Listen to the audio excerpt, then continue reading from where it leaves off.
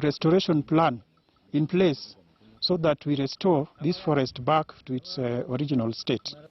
Wanaume wawili mjini Kitui wanauguza majeraha mabaya, mmoja akiwa na jeraha kichwani na mwingine kuvunjika mkono kufuatia madai ya kudhulumiwa na maafisa wa polisi. Matthew Kioko mwenye umri wa miaka 45 anaripotiwa kupata jeraha kichwani baada ya kushambuliwa na maafisa wa polisi waliokuwa wakitawanya umati wa watu katika kituo cha mabasi mjini Kitui.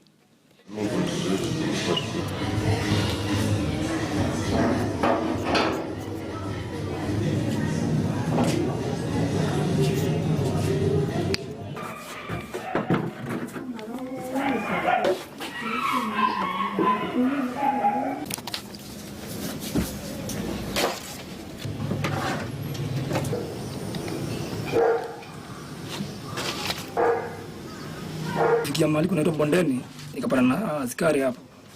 Wengine wakatokea kwa kibanda, wengine wakikuwa kwa barabara. Mmoja akanigonga mguu, mimi nikakimbia. Sasa kukimbia nikapata na mwingine. Akitaka kunigonga kichwa, mimi nikazuilia na mkono. Akanigonga mkono, nikakimbia kidogo, nikaanguka, nikakaa tu hapo na wakaenda. Baadaye kutoka hapo nilienda police station. Wakaniandikia ili nikaenda Ozi. Kwenda hospitali.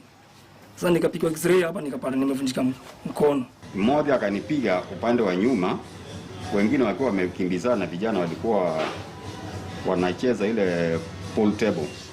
Na huyo polisi alinipiga bure.